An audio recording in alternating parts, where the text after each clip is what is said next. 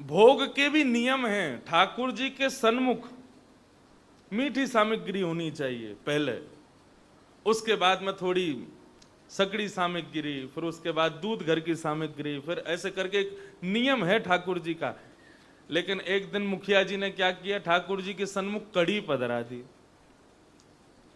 तो जैसी कड़ी पधरा करके वो पूरी सामग्री रख करके मुखिया जी किवाड़ बंद करके चले गए, और भोग राजभोग का समय था तो खूब समय लगा करके उसके बाद जैसे ही रसोई घर में जाके देगा तो ठाकुर जी गद्दी पे हैं ही नहीं।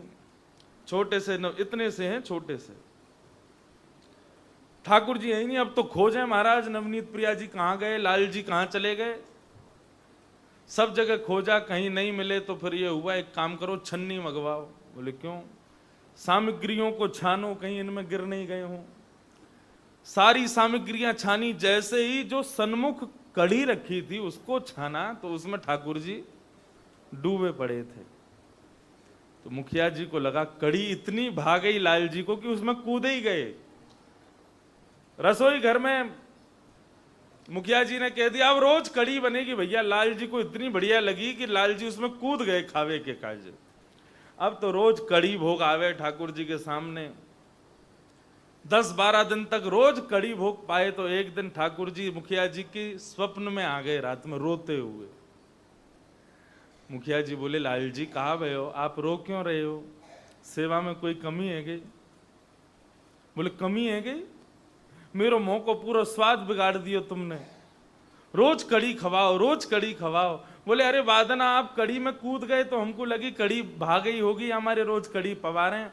अरे मैं कड़ी खावे थोड़ी कूदो, मेरे सन्मुख मीठी सामग्री रखी जाए, तुमने मीठी सामग्री धर दी दूर, वाकू खावे के काजे जैसी गद्दी ते उतरो तो कड़ी में गिर गो, और तुमको लगी मुझको कड़ी बढ़िया लगे सो रोज कड़ी पवा रहे हो। तो भोग बहुत प्रिय है लाल जी को। बाप जी 56 भोग होते हैं ना नाथ द्वार में, तो गोवर्धन पूजा वाले दिन जो 56 भोग पधराते हैं ना, तो ऐसा पहले नियम था। श्रीमद वल्लभाचार्य जी महाराज की सप्त निधियां सब पहुंचते थे वहां पर 56 भोग आरोग्य, विशाल भोग होता था। तो श्रीनाथ जी, नवनीत प्रिया जी और भी जहां जहां कोटा में, सूरत में, जहां कहीं भी निधि विराज रहे, सब नाथ द्वारा आते थे और सब बैठ करके प्रेम से पाते थे। तो 56 भोग उस दिन होने के बाद फिर सब चले जाते थे अपने अपने स्थानों को, जहां से भी आते थे। उसके बाद श्रीनाथ जी ने मुखिया जी को स्वप्न दिया। मुखिया जी बोले कहा भयो लाला? बोले 56 भोग ते मेरो मन भरो ना है अभी। बोले क्यों? बोले इतने सारे निधि आ गए वल्लभाचार्य जी के, वो सबरे बैठ के पा रहे। तो बहुत सारे लोग जब बैठ जाते हैं तो भोजन पाने में संकोच होता है। श्रीनाथ जी बोले मुंह को संकोच है रहे हो कि या मोहनतार को खाऊं कि नहीं खाऊं, बगल वालों का सोचे को कितनों खा रहा है। इतनी सारी निधि आ गई सो हम प्रेम से पा नहीं पाए हैं अभी तक, या हमारो 56 भोग एक और बार करवाओ। तो अन्नकूट 56 भोग श्रीनाथ जी में एक तो प्रकट अन्नकूट होता है जो सबको पता रहती है कि आज ठाकुर जी का अन्नकूट हुआ, और एक अप्रकट अन्नकूट होता है, बगल वाले नवनीत प्रिया जी को भी नहीं पता चलती कि आज ठाकुर जी का अन्नकूट हो रहा है। और राजभोग जब होता है तो वहां सेनाई बजती हैं, नगाड़े बजते हैं। उस दिन सेनाई नगाड़े वाले भी कमरे में बैठ के बजाते हैं, कहीं नवनीत प्रिया जी को पता नहीं चल जाए कि श्री जी बाबा अन्नकूट पा रहे हैं। क्यों? यदि पता चल गई सो ही वो आ जाएंगे खाने के लिए, और लाल जी को खाने में संकोच हो जाएगा। इसलिए एक गोपनीय अन्नकूट होता है ना नाथ द्वारा में, कि किसी को पता नहीं चले कि श्री जी बाबा अन्नकूट पा रहे हैं। तो उस दिन ठाकुर जी पेट भर के पाते हैं। तो राग की सेवा करो, राग अच्छे नहीं हैं तो भोग की सेवा करो। भोग सामग्री भी इतनी बढ़िया नहीं बनानी आती तो श्रृंगार की सेवा करो। श्रृंगार भी करना नहीं आता, श्रृंगार भी एक कला है, और ये श्रृंगार की कला भी ठाकुर जी की कृपा से ही आता है। हम कथा कहने वाले व्यक्ति बाप जी, हमको श्रृंगार से दूर दूर तक हमारा कोई मेल ही नहीं है। रामानुज संप्रदाय से दीक्षित और पुष्टि के ठाकुर जी सेवा करवा रहे हैं। हमारे रामानुज संप्रदाय में श्रृंगार आदि ज्यादा महत्व नहीं करते। हमारे यहाँ तो वेद वेदांतों का स्वर पाठ होना चाहिए, ठाकुर जी को आलविंदार स्तोत्र सुनाओ, ये स्तुति सुनाओ, वो स्तुति सुनाओ। और ये वल्लभ संप्रदाय के ठाकुर जी तो श्रृंगार राग भोग में ही रहते हैं। नाथ द्वार के एक वैष्णव ने लाल जी पधराए तो मेरे मन में यही भाव आया कि मैं कैसे श्रृंगार करूंगा, मुंह पे तो आवे ही ना है।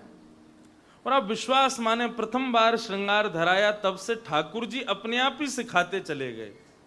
आज ये स्थिति है, वल्लभ कुल के कई बालक दास के पास आके पूछते हैं कि आप श्रृंगार कैसे करते हो। हम कहाँ रामानुज संप्रदाय के, तो ये ठाकुर जी कृपा से करवाते हैं। श्रृंगार भी सब नहीं कर सकते, राग भी नहीं कर सकते, भोग भी नहीं कर सकते, श्रृंगार भी नहीं कर सकते, तो फिर क्या करें। सबसे प्रिय है ठाकुर जी को पुष्पमाला अपने हाथ से सिद्ध करके ठाकुर जी के कंठ में पधरा दो, चंदन घिसके माथे से लगा दो।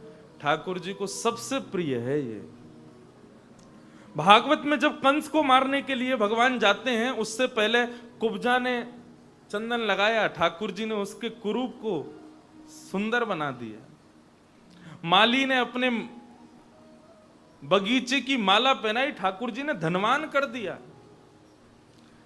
माला की सेवा, चंदन की सेवा अपने हाथों से सिद्ध करके जो ठाकुर जी को पधराते हैं, ठाकुर जी को वो बहुत प्रिय है। तो एक नियम होना चाहिए। पहला योग यम, दूसरा योग नियम, और तीसरा योग आसन। एक आसन को जितना ज्यादा से ज्यादा हो सके जीतने का प्रयास करो। हमारी मन की एकाग्रता पता चलती है, हम कितनी देर एक आसन में बैठ पाते हैं। जो बार बार अपने आसन बदलते हैं, बार बार पैर सीधे करें, पैर पे मतलब एक उम्र के बाद की बात अलग है, लेकिन खूब अभी ठीक ठाक उम्र है, उसमें भी तुम पे बैठा नहीं जा रहा है एक आसन पर, निश्चित ही आपका मन एकाग्र नहीं है। मन की एकाग्रता यदि पहचान करनी है ना कि है कि नहीं, तो उसके लिए एक चीज करना, सुबह सुबह अपने एक पैर पर खड़े होना, दूसरा पैर ऊपर उठा लेना। यदि आप बहुत हिलो डुलो, बार बार गिरो, तो समझना मन एकाग्र नहीं है। आसन को जीतो। एक आसन पर जितना ज्यादा हो सके बैठने का प्रयास करो। कथा में लोग कभी एक घुटना ऊपर करके बैठते हैं, कभी दोनों घुटनों को ऐसे, ये वाला आसन, इसको दरिद्रासन बोलते हैं। इस आसन पर बैठने से व्यक्ति दरिद्र हो जाता है। और कई लोग तो व्यासपीठ की तरफ ही पैर फैला के बैठ जाते हैं, अपने दो पैर दिखाते रहते हैं, व्यास जी देखते रहो, कथा सुनाते रहो। आसन को जीतो। ये भागवत क्या है? ये जो हम गान करते हैं श्लोकों का, कीर्तनों का, भजनों का, भागवत का, ये गान सामवेद के अंतर्गत आता है। और सामवेद कहां से प्रकट होता है? सामवेद गरुण जी के पंखों से प्रकट होता है। गरुण जी जब अपने पंख फैला करके उड़ते हैं आकाश में, हवा से जब उनके पंख टकराते हैं तो जब स्वर निकलता है, उसी को सामवेद कहते हैं। ये गायन, ये वाचन, ये सब कुछ सामवेद के अंतर्गत आता है। गरुण जी तब तक आकाश में नहीं उड़ते जब तक ठाकुर जी उनके पीठ पर विराजमान ना हो। कहने का अभिप्राय, वक्ता जब व्यासपीठ पर बैठ करके कथा का गायन करता है तो उसके मुख से निकलने वाले शब्द सामवेद हैं, यानी कि गरुण जी हैं। और गरुण की पीठ पर साक्षात नारायण विराज रहे हैं। नारायण को लेकर के गरुण जी उड़े तो हैं, विराजमान कहां होंगे? किसी श्रोता के कर्ण रंध्र से उसके हृदय में जाकर के विराजमान होंगे। लेकिन श्रोता आड़ा टेढ़ा मेढ़ा बैठा होगा तो गरुण जी उसके भीतर प्रवेश नहीं करते। जो श्रोता मेरुदंड सीधा करके एक आसन पर बिल्कुल निष्ठा से बैठा हो, गरुण जी उसमें ही प्रवेश करते हैं। ज्यादा टेढ़ी मेढ़ी गली हो तो उसमें गाड़ी नहीं घुसाई जाती, क्यों? लग गई तो। ऐसे ही गरुण जी भी ज्यादा टेढ़े मेढ़े बैठे हुए लोगों में प्रवेश नहीं करते, कहीं ठाकुर जी को कहीं कष्ट हो गया तो। इसलिए एक आसन को जीतने का, ज्यादा से ज्यादा एक आसन पर बैठने का प्रयास करो। यम, नियम, आसन और चौथा प्राणायाम। प्राणायाम सुबह सुबह स्वामी रामदेव जी करवाते हैं, वो सब तो आप करो, लेकिन प्राणायाम का एक मन की एकाग्रता का एक अलग नियम है। पूरक, कुंभक, रेचक। अपनी एक नासिका छिद्र को बंद करके दूसरी नासिका छिद्र से श्वास को भीतर लेते समय अपनी गुरु मंत्र का गायन करो। जब वो श्वास आपके ब्रह्मरंध्र में पहुंच जाए तब दोनों नासिका छिद्र को बंद करके फिर गुरु मंत्र का गायन करो। फिर दूसरी नासिका छिद्र को छोड़ करके उस श्वास को बाहर निकालते हुए फिर गुरु मंत्र का जाप करो। इस प्रकार जितना ज्यादा से ज्यादा हो करो, मन एकाग्र होगा। और जिनके पास कोई गुरु मंत्र नहीं है, जिनके कोई गुरु जी ही नहीं है, तो ओम नमो भगवते वासुदेवाय, बस भागवत का मूल मंत्र यही है। यम, नियम, आसन, प्राणायाम। और चौथा, पांचवा, प्रत्याहार, आहार की शुद्धि। वही भोग लगाओ, वही पाओ जो भोग लग सकता है। जो ठाकुर जी के सन्मुख आप नहीं पधरा सकते, उस वस्तु को सेवन करने से बचिए। जो ठाकुर जी के भोग में नहीं आ सकती सामग्री, उसको जितना हो सके सेवन मत करो। इसी को कहते हैं प्रत्याहार, आहार की शुद्धि। आहार यदि शुद्ध नहीं होता है, उससे भी मन विचलित रहता है। एक संत थे, जैसे हमारे बाप जी के यहां पर भी रसोई घर बाहर से ही बन करके आता है, जो यहां पर किसी प्रकार का कुछ सामग्री जो चाहे वो अपने यहां से सेवा करके लाते हैं। ये सब मन की एकाग्रता के नियम हैं। एक संत थे, वे एक कुटिया में रहकर के भजन करते थे। भोजन पानी हफ्ते में केवल 2 बार करते थे, और वो भी एक वृद्ध मैया थी, उनके यहां जाते थे। वो अपने हाथ से रूखा सूखा बनाती थी, उसको पाते थे बस, और पा करके जाते और फिर उसके बाद भजन में बैठ जाते। बहुत ध्यान से सुनिएगा, सावधानी से। एक बार वो उन माता के यहां प्रसाद पाने के लिए गए, तो प्रसाद पाने के बाद में जैसे ही वहां से निकले, तो घर से निकलते ही बाहर गए तो मार्ग पर सामने से एक सुंदर सी युवती आ रही थी। तो वैसे तो संत नीची नजर करके रहते थे, कभी किसी से आंख मिलाते नहीं थे, किसी को देखते नहीं थे, बड़े भजननिष्ठ संत थे, मन एकाग्र था उनका। लेकिन जैसे ही नजर उठा के उन्होंने उस युवती को देखा, तो सुंदर युवती तो उन्होंने पहले भी बहुत बार देखी थी, लेकिन कभी मन में ऐसी भावना उत्पन्न नहीं हुई। लेकिन उस दिन उसको देख करके उनके मन में भाव उत्पन्न हुआ, ये कितनी सुंदर है। केवल इतना भाव उत्पन्न हुआ, कोई दूषित भाव नहीं था, केवल ये भाव था, ये कितनी सुंदर है। लेकिन वो इसी भाव के कारण विचलित हो गए। बोले कि ये भाव आया ही क्यों मेरे अंदर? मैं किसी में सगुण, किसी में दुर्गुण ना देखने वाला व्यक्ति, मुझे ये गुण दिख कैसे गया कि ये सुंदर है? निश्चित ही मेरा मन विचलित हुआ है। और मन को विचलित करने का कारण एक ही है, अन्न की अशुद्धि। तुरंत मां के पास पहुंच गए और मां से जाके बोले, मां आज भोजन में कुछ अलग मिलाया था क्या आपने? बोली, नहीं, आप जैसा रोज प्रसाद पाते हैं बिल्कुल वैसा ही बनाया था, कुछ भी अलग नहीं था। तो आप सामग्री किसी और दुकान से तो नहीं लाई थी, जहां से हमेशा लाती हो वहीं से लाई थी या कहीं और से? बोले, नहीं नहीं, मैं तो पास का खेत है वहीं से खुद निकाल करके लाती हूं, सब कुछ करती हूं। कहीं तो कुछ गड़बड़ हुआ है मां, मुझे बताओ ना। सामग्री जिस खेत से आप खरीद करके लाती हो, उसको जो धन दिया, वो धन आपके पास कहां से आया? बोले मैं रुई की बत्तियां बना करके विक्रय करती हूं, उससे जो धन आता है उसी से सामग्री खरीदती हूं। तो आपने रुई की बत्ती किसी कुपात्र को तो नहीं दी? बोले कि नहीं, मेरे गिने चुने ग्राहक हैं, मैं उन्हीं को देती हूं हमेशा। संत ने पूछा तो रुई की बत्ती कहीं गलत जगह पे बैठ के तो नहीं बनाई थी आपने? बोले नहीं, घर में ही बैठ के बनाई थी। कुछ अलग हुआ था क्या कल या परसों? मुझे बताइए आप। तब उस अम्मा ने बताया। बोले हाँ, एक चीज हुई थी। क्या? बोले मैं रात में बैठ करके जब बत्ती बना रही थी तो हमारे यहाँ तेल खत्म हो गया था, जो जिस दिए की रोशनी में बैठ करके मैं बना रही थी वो दिया बुझ गया। कुछ रुई रह गई थी, उनकी बत्ती बनानी शेष रह गई थी। तो मैंने देखा अब क्या करूं, तो आंगन में पड़ोस के घर से दिए की रोशनी, थोड़ा सा प्रकाश आ रहा था, तो मैंने आंगन में बैठ के उनके प्रकाश में बैठ करके मैंने बत्ती बनाई। संत दौड़ करके गए, आसपास पूछा भैया ये अम्मा के पड़ोस में जो ये घर है इसमें कौन रहता है? तब पता चला। बोले इसमें एक डाकू रहता है, एक डकैत रहता है, वो चोरी चकारी करता है।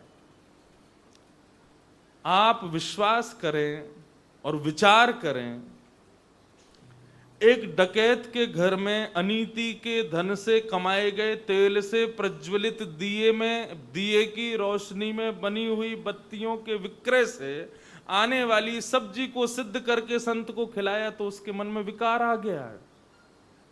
ये विकार कितने सूक्ष्म हैं, हम बच पाएंगे इनसे कभी?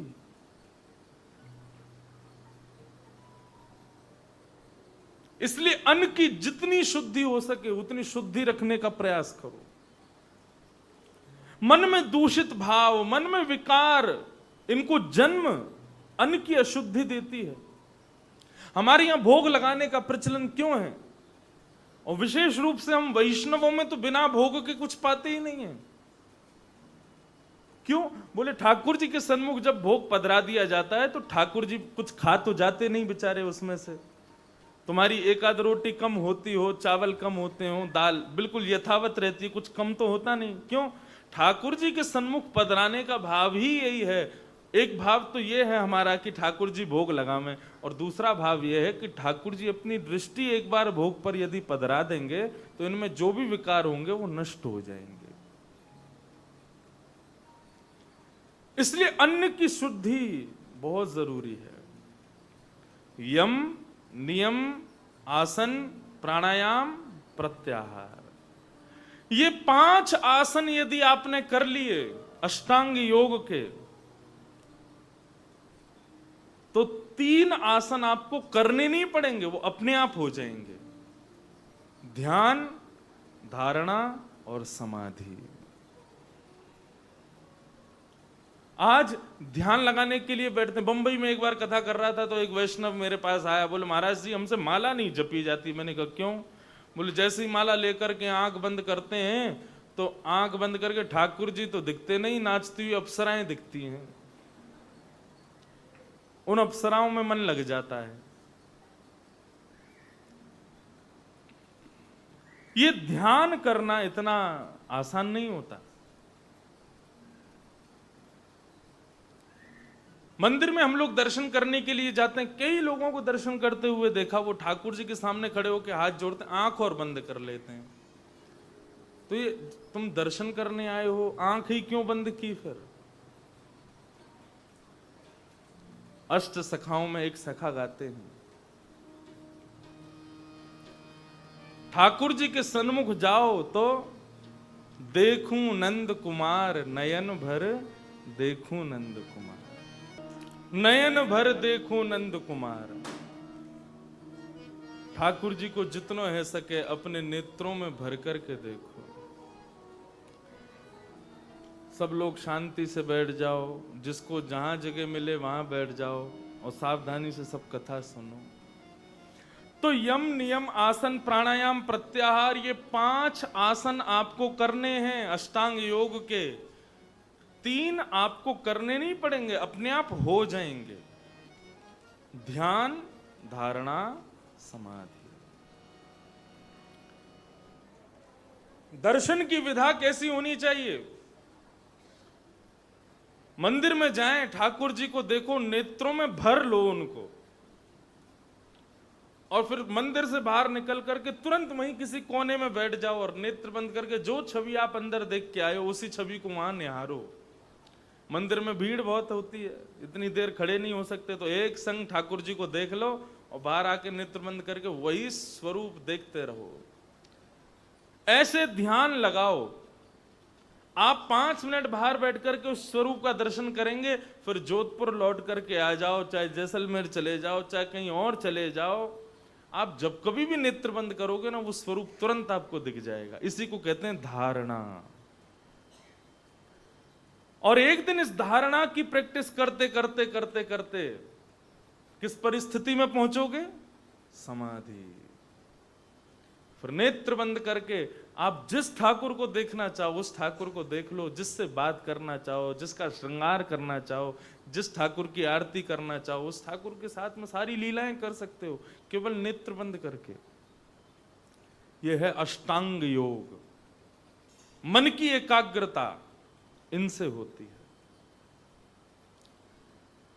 देवहूति माता ने प्रश्न किया, भगवान ने अष्टांग योग के बारे में बताया, 25 तत्वों को बताया। कितने तत्व हमारे शरीर में हैं? 25। उन 25 तत्वों के विषय में पंचविंशति तत्वज्ञम यत्र तत्राश्रमे वसन जटी मुंडी सिखी वापी मुच्यते नात्र संशय। जो इन 25 तत्वों को जानता है वो किसी भी आश्रम में रहे, चाहे गृहस्थाश्रम में रहे, चाहे वानप्रस्थ में रहे, चाहे जटा रखे, जटी मुंडी, चाहे अपने केश कटवा ले या शिखा रखे, जटी मुंडी सिखी वापी मुच्यते, वो मुक्त हो जाता है जो 25 तत्वों को समझ लेता है। नात्र संशय, उसमें कोई संशय नहीं है। इन 25 तत्वों के बारे में भगवान कपिल ने विस्तार से मैया को समझाया। अंत तो गत्वा देवहूति माता के हृदय में भक्ति की कामना उत्पन्न हुई। तब उन्होंने ठाकुर जी से प्रश्न किया, हे कपिल, आप भगवान हो, मेरे पुत्र हो, आपके कितने प्रकार के भक्त होते हैं और आपको उनमें से कौन से अति प्रिय होते हैं, मुझे बताइए। तब भगवान अपने 4 प्रकार के भक्तों के विषय में बता रहे हैं। कौन कौन से?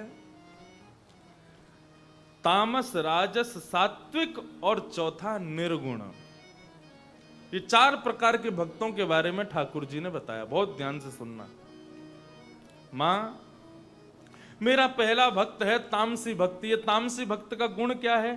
बोले ये मेरे सन्मुख जब आता है तो दूसरे की हिंसा की भावना से आता है। हे भोलेनाथ, मेरे पड़ोसी पे बड़ी कृपा कर रहे हो आप, मेरे चाचा के बच्चों पर बड़ी कृपा कर रहे हो, मेरे ताऊ के बच्चे बड़े फल फूल रहे हैं, मेरे बुआ के बच्चे बहुत आगे निकल गए, ठाकुर जी मुझ पे कब कृपा करोगे? इस प्रकार से जो ठाकुर जी का यजन करते हैं एक प्रकार से तामसी भक्त माने जाते हैं। ये दूसरे से ईर्ष्या करते हुए ठाकुर जी के पास जाते हैं। या फिर जैसे रावण, जैसे कंस हैं तो भक्त वो भी, लेकिन तामसी भक्त शंकर जी की आराधना कर रहे हैं। किस लिए कर रहे हैं? कि बोले हम विश्व विजयी हो जाएं, हमको कोई परास्त ना कर सके, हम सबको परास्त कर दें। ये तामसी भक्त का लक्षण। राजस भक्त कौन है? बोले संसार का ऐश्वर्य जो मुझसे मांगता है, ये राजस भक्त है। मेरे बेटे का अच्छे घर में ब्याह हो जाए, मेरी बेटी को अच्छा वर मिल जाए, मेरा व्यापार बहुत बढ़िया चल जाए, हे प्रभु मेरा घर बन जाए, ऐसा हो जाए, वैसा हो जाए। ठाकुर जी से जो मांगते रहते हैं, इनको कहते हैं राजस भक्त। भगवान दोनों के बाद में ये बात कहते हैं, ना तो मुझे तामसी अच्छे लगते हैं, ना मुझे राजस अच्छे लगते हैं। और तीसरे कौन होते हैं? बोले सात्विक। सात्विक भक्त का लक्षण क्या है? बोले कर्म निर्हार मुद्दिश्य परस्मिन् वा तदर्पणम् यज्ञेद्यष्टव्यमीति वा पृथक भावस सात्विक। सात्विक भक्त का लक्षण क्या है? कर्म निर्हार मुद्रिश्य परिस्मिन वा तदर्पणम। जो अपने द्वारा किए गए प्रत्येक कर्म की सफलता पर उस कर्म को मुझे अर्पित कर देता है कि मेरी सामर्थ्य नहीं थी तो ठाकुर जी की कृपा है। अरे भैया तुमने कथा करवाई इतनी बढ़िया, अरे हमने नहीं करवाई, ठाकुर जी ने करवाई। तुमने इतना बड़ा यज्ञ करवाया, हमने नहीं करवाया, लाल जी ने करवाया। तुमने दंडवती परिक्रमा लगाई, हमने नहीं लगाई, ठाकुर जी ने करवाई। इस प्रकार अपनी प्रत्येक क्रिया का जो भाव ठाकुर जी को अर्पित करते हैं, इनको कहते हैं सात्विक भक्त। भगवान कहते हैं एक प्रकार से मैया ठीक है, अच्छे तो लगते हैं ये वाले भक्त, लेकिन इतने ज्यादा पसंद ये भी नहीं है। क्यों? वो सारी जिम्मेवारी मुझ पर छोड़ के रखते हैं। अच्छा हो गया तो ठाकुर जी ने किया, बुरा हो गया तो ठाकुर जी ने किया, सब कुछ ठाकुर जी कर रहे हैं। ठाकुर जी को सब कुछ अर्पित करते रहते हैं। ये सात्विक भक्त हैं। ये तामसी और राजस भक्तों से फिर भी कई गुना अच्छे होते हैं। तो मैया ने कही तो फिर आपको अच्छे कौन से लगते हैं? तब भगवान कह रहे हैं निर्गुण भक्त मुझे अति प्रिय है। निर्गुण भक्त कौन है?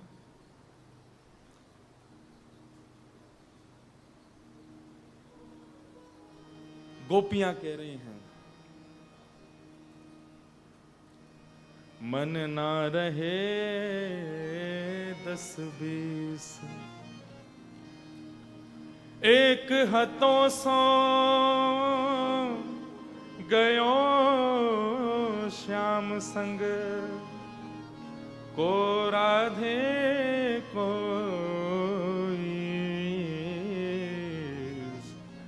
मन ना रहे 10-20।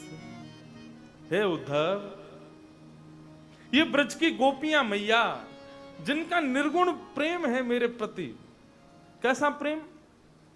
हम लोगों का प्रेम कैसा ठाकुर जी से? श्रीनाथ जी का दर्शन करने जाते हैं, उससे पहले अपने मन 10-5 जगह बांटते हुए आते हैं। बिहारी जी का दर्शन करने गए, बाहर लस्सी वाले को मन दिया है। आलू की टिक्की बना रहा था, उसको भी मन दिया है। बिहारी जी में ब्रजवासी के पेड़े वाले को भी मन दिया है। इन सबको मन बांट देते हैं और फिर बचा कुचा थोड़ा मन होता है उसको बिहारी जी को दे देते हैं। हम लोगों के कितने सारे मन हैं और सबको बांटते रहते हैं। हमारे ब्रज के रसिक गाते हैं मन का रतन रख जतन से अनाड़ी, यहाँ के चोरों की बस्ती है भारी, ज्ञानी लुटे गुमानी, यहाँ पल में लुट जाए लाखों का डेरा, पग बढ़ा हो न जाए अंधेरा, पग बढ़ा हो न जाए अंधेरा। ओ प्रेम नगर की डगर है कठिन रे, बटो ही न करना बसेरा, पग बढ़ा हो न जाए अंधेरा, पग बढ़ा हो न जाए अंधेरा, पग बढ़ा हो न जाए अंधेरा, पग बढ़ा हो न जाए अंधेरा।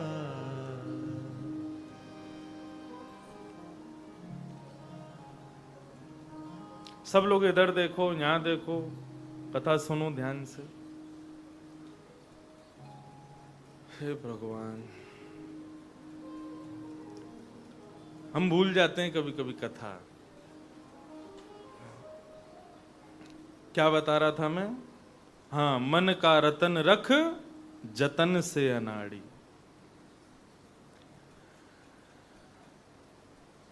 इस मन को चुराने वाले बहुत चोर मिलते हैं, व्यंजन मिलते हैं, रूप मिलता है, रूप, स्पर्श, गंध, शब्द, ये सब चुराते हैं हमारे मन को। किसी के स्वर मन को चुरा लेता है, किसी का रूप मन को चुरा लेता है, किसी का स्वाद मन को चुरा लेता है। इस मन को बचा के रखो, सब जगह इसको चोरी करने के लिए खुला मत छोड़ो। ये बहुत सुंदर रत्न ठाकुर जी ने आपको दिया है, इसके लिए केवल एक ही चोर को रखो। ठाकुर जी ने वृंदावन में माखन नहीं चुराया, माखन, उसमें जो ख है, ख यानी कि मन का खोट, उस खोट को यदि हटा दो तो माखन में से खा हटा दिया जाए तो क्या बचेगा? मन। ठाकुर जी ने मन चुराया, और ये मन ही ठाकुर जी को चाहिए। मैंने कब बताया था, जब श्री कुंती ने स्तुति गाई। स्तुति में कुंती क्या कहती हैं कि हम ठाकुर जी को केवल अपना मन दे सकते हैं और कुछ नहीं दे सकते। इस मन को चोरी मत होने दो। निर्गुण भक्त कौन है? जो अपना मन ठाकुर जी को अर्पित करता है, अपना सर्वस्व ठाकुर जी को मानता है। एक बार द्वारिकाधीश को बुखार चढ़ गया, रुक्मणी जी ने वैद्य बुलाया, तो वैद्य ने आकर के कहा कि यदि कोई अनन्य ठाकुर जी का भक्त अपनी चरण रज दे दे, वो चरण रज ठाकुर जी की जिह्वा पर रख दी जाए, माथे से लगा दी जाए, तो ठाकुर जी का ज्वर उतर जाएगा। अश्वनी कुमार वैद्यों ने कहा, रुक्मणी जी आप ठाकुर जी की अनन्य भक्ता हो, ठाकुर जी की निरंतर साथ रहती हो, आप ही दे दो अपनी चरण रज। रुक्मणी जी बोली, मैं ऐसा सोच भी कैसे सकती हूं, अपनी चरण रज ठाकुर जी को दूंगी? रुक को मैं किसी और को बुलाती हूँ। नारद जी को बुलाया। नारद जी आप निरंतर ठाकुर जी का स्मरण करते रहते हो, अनन्य भक्त हो ठाकुर जी के, अपनी चरण रज दे दो ना। ठाकुर जी को ज्वर चढ़ा है, ठाकुर जी का ज्वर दूर हो जाएगा यदि कोई अनन्य भक्त अपनी चरण रज दे दे। उसको ठाकुर जी के मस्तिष्क से लगाना है, मुख पर डालना है, ज्वर उतर जाएगा। नारद जी बोले, पुण्यम पापम, हम ठाकुर जी का नाम इसलिए गाते हैं कि उनके श्री चरणों की प्राप्ति हो, इसलिए नहीं गाते कि अपने चरणों की प्राप्ति ठाकुर जी को करावें। अरे बस हो गया, ऐसी कौन सी औषधि है? बोले अश्वनी कुमार ने कहा है। नारद जी बोले, रुकिए, मैं बहुत सारे भक्त हैं, कोई तो देगा, उनसे मांग के लाता हूं। अब जिस किसी भी भक्त के पास जाएं, सब कहते हैं कि हमको नरक थोड़ी जाना है ठाकुर जी को अपनी चरण रस दे के। वृंदावन के यमुना पुलिन पर श्री नारद जी महाराज दुखित मन से बैठे थे। ठाकुर जी को ज्वर चढ़ा है, सारे भक्त निराश हैं, लेकिन कोई भी अपनी चरण की रज नहीं दे रहा ठाकुर जी को। तभी ब्रजगोपी यमुना जल भरने के लिए आई, नारद जी को देख करके पूछने लगी, नारद कैसे हो? और मेरे द्वारिकाधीश, हमारो कन्हैया कैसो है? आजकल द्वारिका को राजा बन गए हो, रुक्मणी ध्यान रखे कि ना रखे वा को? सत्यभामा जामवती 16,000 ब्याह किए हमारे लाला ने, वो ठीक तो है ना, खुश तो है ना? नारद जी के नेत्र सजल हो गए। बोले, नहीं गोपी, लाल जी को ज्वर चढ़ा है और वैद्यों ने कहा है यदि कोई अनन्य भक्त अपनी चरण रज देगा तो ठाकुर जी का ज्वर दूर होगा। गोपी बोली, नारद अनन्य भक्त कौन थे के हैं? बोले, जो निरंतर ठाकुर जी का स्मरण करता रहे, हर क्रिया में ठाकुर जी को याद करे, सोते जागते हंसते बैठते रोते हर स्थिति में जो ठाकुर जी का स्मरण करे, उसको अनन्य भक्त कहते हैं। गोपियां बोली, तो फिर हम ते बड़ो अनन्य भक्त कौन है? यादो हने बहनने मथनोपलेप प्रेंखें खनार भरुति तो क्षणमार जनादऊ।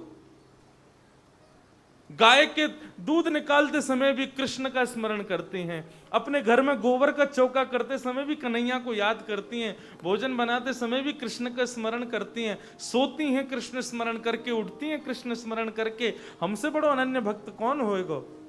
रुको नारद जी, अभी देती हैं चरण रज। तुरंत गई यमुना में, अपने चरण गीले किए, चरण रज यमुना की बालू को अपनी चरणों में रख करके एक साड़ी के थोड़े से भाग को फाड़ करके उसमें अपने चरण रज को घिस करके डाल के पोटली बना के नारद जी को दे दिया। ले जाओ, जा करके ठाकुर जी के मुख में डाल देना, माथे से लगा देना, और बची हुई रज रख लेना, फिर कभी खांसी जुकाम हो तो फिर दे देना। हमारे लाला को ज्वर दूर है जाए बस। नारद जी बोले वो सब तो ठीक है, लेकिन आपको पता है आप क्या कर रही हो? वो जगदीश्वर हैं, उनकी तरफ कोई पीठ भी करता है तो भी कितना बड़ा अपराध होता है, आप उनको अपनी चरण रज दे रही हो। गोपियां बोली, कहा होगो ज्यादा से ज्यादा नरक जानो पड़ेगा? बोले हाँ, नरक तो मिलेगा ही, तो चली जाएंगी, 100 बार नरक चली जाएंगी, लेकिन हम अपने लाला को कष्ट में ना देख सकें। हमें कष्ट है जाए, हमको नरक मिल जाए। अच्छा बंधुओं, ये केवल आपको एक बात सत्य बताऊं, हम ठाकुर जी के चरण उपासी हैं, लेकिन कहीं ना कहीं गोपनीय रूप से ठाकुर जी अपने भक्तों के चरण उपासी हैं। आज भी पंढरपुर में श्री विठ्ठल भगवान के मस्तिष्क पर भक्तों की चरण रज लगाई जाती है। पूज्य श्री राधा कृष्ण जी महाराज के संग पहली बार पंढरपुर गया था मैं दर्शन करने। साल में एक आध टूर पर चले जाते हैं हम दोनों, तो एक बार पंढरपुर गए। पहली बार गया था। बचपन में जब दास का जन्म हुआ तो पहला नाम माँ ने विठ्ठल ही रखा था, लेकिन फिर पिताजी ने इंद्रेश रख दिया। तो बचपन से ये भाव था कि एक बार विठ्ठल भगवान का दर्शन तो करें।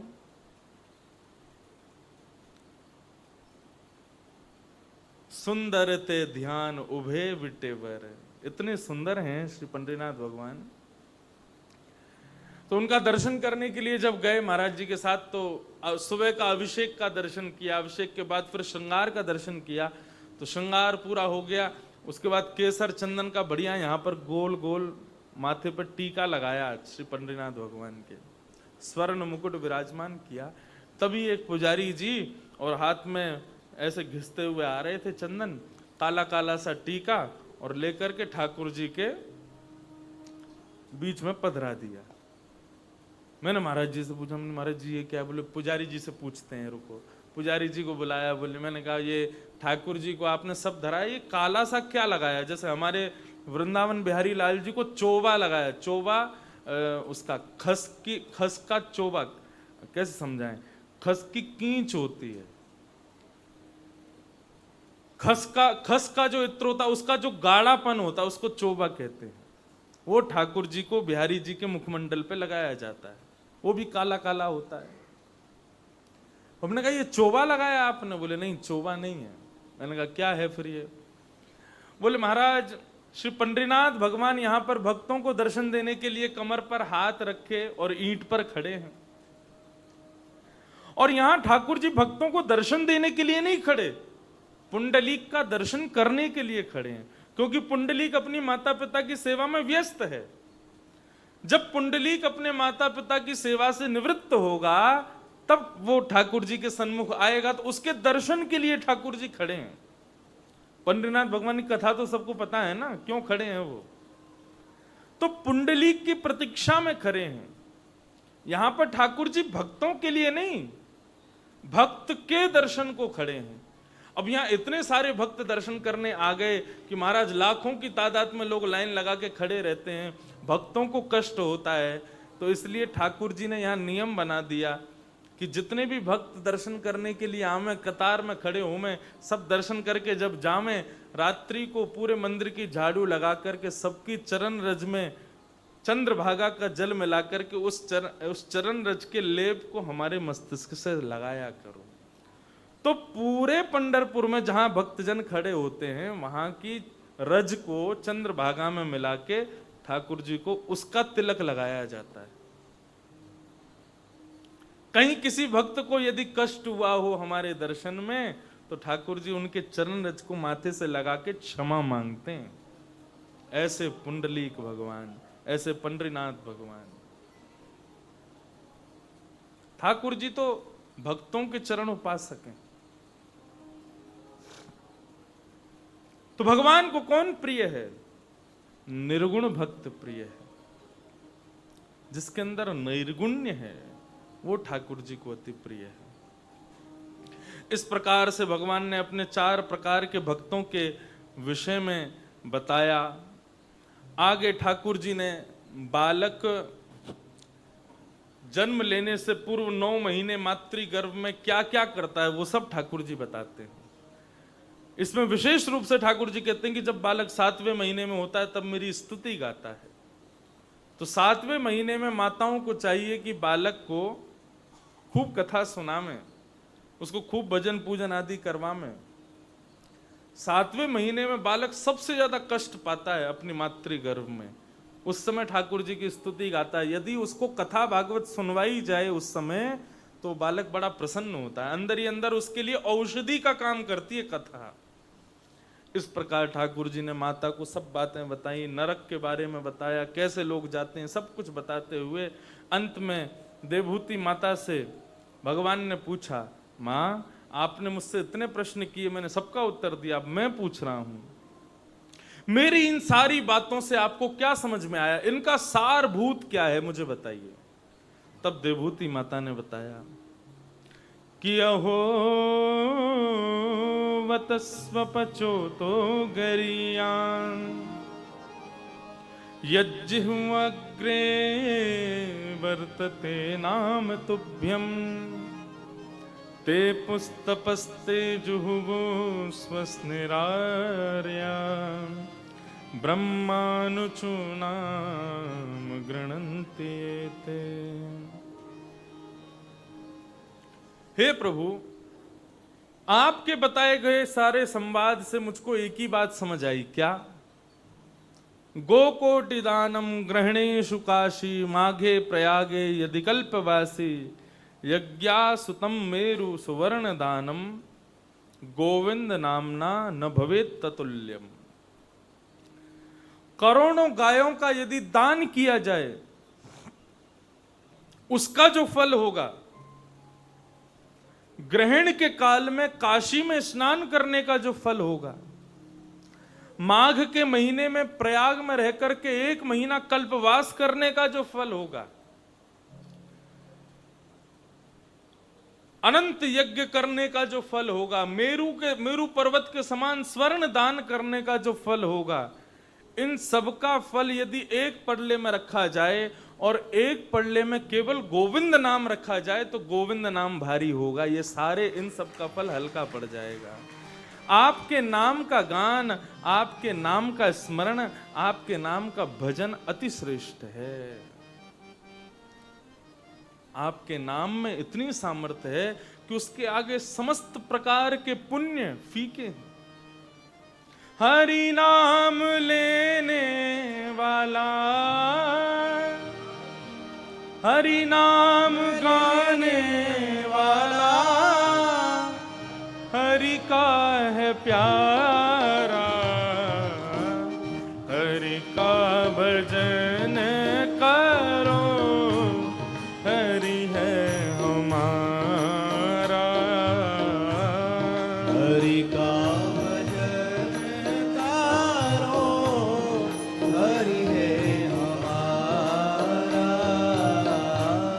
हरि का भजन करो, हरि है हमारा, हरि का भजन करो, हरि है हमारा। ओ हरि नाम लेने वाला, हरि नाम लेने वाला, हरि नाम गाने वाला, हरि नाम गाने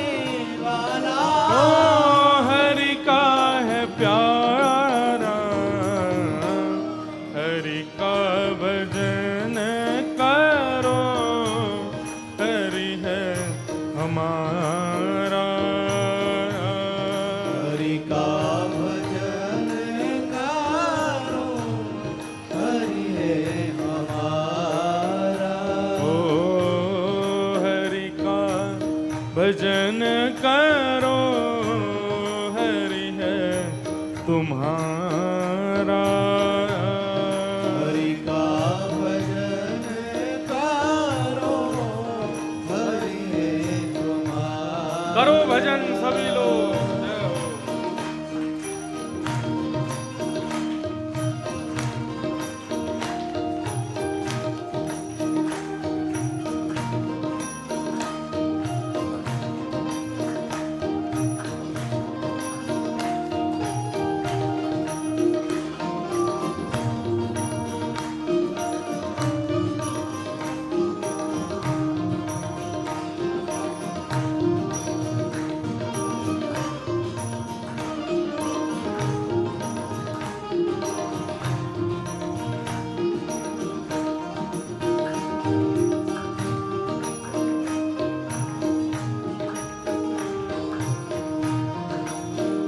बोल वृंदावन बिहारी लाल की।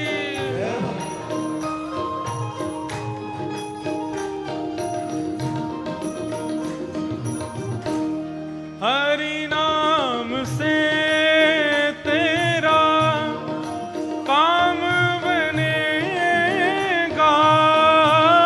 हरि नाम से तेरा काम बनेगा। हरि नाम से तेरा काम बनेगा। हरि नाम से तेरा काम बनेगा। हरि नाम ही तेरे साथ चलेगा। हरि नाम ही तेरे साथ चलेगा। हरि नाम ही साथ जाता है। शास्त्र आज्ञा करते हैं, धनानि भूमौ पशवश्च गौष्ठे, भार्या गृहे द्वारि जन श्मशाने, देहश्चिताया परलोक मार्गे, धर्मानुगो गच्छति जीव एकः। बहुत ध्यान से सुनिएगा। जितना धन कमाया, मृत्यु के बाद साथ तो जाना नहीं है। धनानि भूमौ, जहां रखोगे वहीं रखा रह जाएगा। बैंक में होगा तो बैंक में रह जाएगा, गड़ा होगा कहीं पे तो वहीं रह जाएगा, अलमारी में होगा तो वहीं रहेगा। वो निकल के बाहर नहीं आएगा कि मेरे स्वामी जा रहे हैं मैं भी इनके साथ जाऊं, नहीं आएगा साथ में। धनानि भूमौ पशवश्च गौष्ठे, लाखों की जो तुमने गाड़ियां खरीदी हैं वो सब भी अपनी पार्किंग लॉट में खड़ी रहेंगी, वो भी निकल के नहीं जाएंगी साथ में। बहुत ध्यान से सुनो। आप कहोगे ये तो हमारे थे ही नहीं, धन भी कमाया गाड़ी भी कमाई, पत्नी तो साथ में जाएगी ना। भार्या गृहे द्वारी, घर के द्वार तक जाती है, उससे आगे पत्नी भी नहीं जाती। आप कहोगे पत्नी नहीं जाएगी लेकिन परिवार के भाई बंधु ये लोग तो जाएंगे। तो जन श्मशाने, ये भी केवल शमशान तक जाएंगे। चिता पर तो केवल आपका शरीर जाएगा। आप कहोगे शरीर जाएगा मेरे साथ में, तो चिता में अग्नि लगते ही शरीर जल करके नष्ट हो जाएगा। आगे की यात्रा करी किसने? पृथ्वी से आगे गया कौन तुम्हारे साथ? तो कहते हैं धर्मानुगो गच्छति जीव एकः। जब पृथ्वी से जाओगे तो यमलोक जाओगे, चाहे स्वर्ग जाओगे, चाहे वैकुंठ जाओगे, जाते ही पूछा जाएगा कितना नाम कमा के लाए हो, कितना ठाकुर जी का नाम गा के आए हो। वो ठाकुर जी का नाम ही तुम्हारे साथ में होगा तो ही आगे की यात्रा कर पाओगे, नहीं तो नहीं कर पाओगे। हरि नाम ही तेरे साथ चलेगा। हरि नाम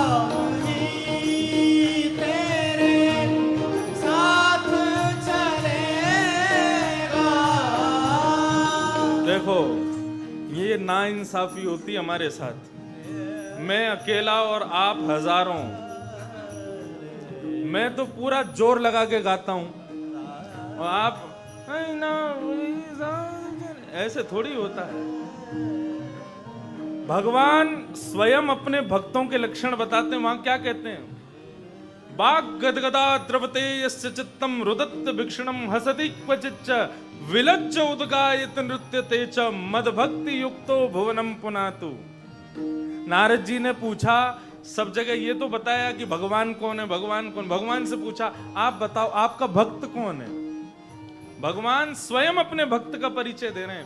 बोले बाग गदगदा द्रवते यस्य चित्तम, जो बोलते बोलते जिसकी वाणी गदगद हो जाए। रुदत्य भिक्षणम, मेरा स्मरण करके उसके नेत्र सजल हो जाएं। रुदत्य भिक्षणम हसति क्वचिच्च, कभी मेरा स्मरण करके जोर जोर से हंसने लग जाए। और फिर कहते हैं विलज्ज उद्गायते, सारी लज्जा छोड़ के, शर्म छोड़ करके जो नृत्य करे, जो गान करे, समझना मद भक्ति युक्तो, वो मेरा भक्त है। भुवनम पुनातु। इसलिए भैया ये शर्म यदि मीराबाई ने की होती ना, कभी गिरधरलाल मिलते नहीं। ये शर्म यदि करमेती बाई ने की होती, ब्रज की गोपियों ने की होती, ठाकुर जी कभी नहीं मिलते। सूरदास, तुलसीदास, इन्होंने शर्म की होती, लाल जी कभी नहीं प्राप्त होते। आप क्यों कर रहे हो फिर? ऊंचे स्वर में गाओ, खूब भाव से गाओ। हरि नाम ही तेरे साथ चलेगा, हरि नाम ही तेरे साथ चलेगा। हरि नाम लेने वाला, हरि नाम लेने वाला, हरि नाम गाने वाला, हरि नाम गाने वाला, हरि का है प्यारा, हरि का भजन करो, हरि है हमारा। हरि का भजन करो, हरि है हमारा। ओ हरि का भजन करो, हरि है हमारा। हरि का भजन करो, हरि है हमारा। ओ हरि नाम लेने वाला, हरि नाम लेने वाला, हरि नाम गाने वाला, नाम गाने वाला, ओ हरि का है प्यारा, हरि का भजन करो, हरि है हमारा। हरि का भजन करो, हरि है हमारा। श्री राधा रमण लाल की।